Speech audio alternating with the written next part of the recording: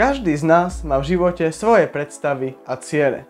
Niektoré s peniazmi vôbec nesúvisia, ako napríklad zdravá rodina, dobrá práca, množstvo priateľov a tak ďalej. No niektoré s peniazmi súvisia veľmi úzko. Či už sú to drahé hodinky, nové auto, pekný dom, alebo aj exotická dovolenka.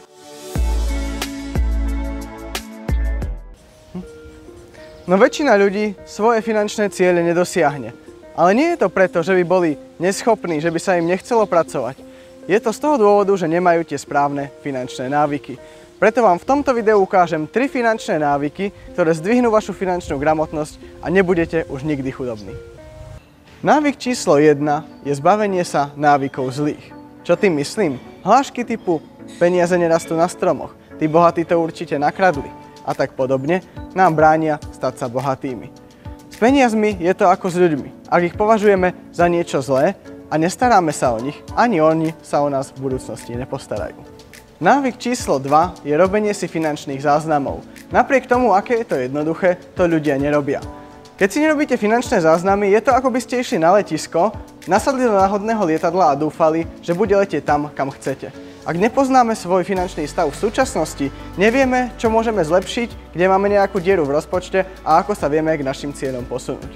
Môže to byť jednoduchý rozpočet na daný mesiac, alebo potom už nejaké tabuľky, grafy a tak ďalej. Človek sa s tým dokáže pohrať, ale minimálne robenie si rozpočtov na mesiac, rok, týždeň a tak ďalej vie veľmi pomôcť pri dosahovaní našich finančných cieľov.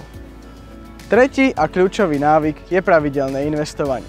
Ľudia si pri pojme investovanie predstavia 10 000 eur kolujúce zložitými finančnými trhami, ktorým vôbec nerozumejú. No investovať sa dá aj s 20 eurami mesačne.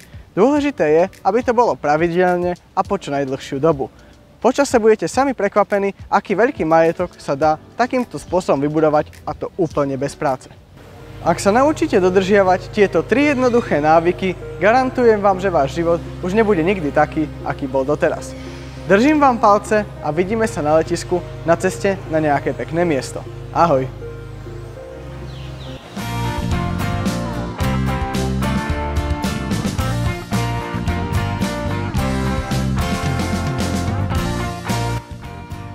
Tak čo? Budeme ďalej snívať, alebo aj preto niečo urobíme?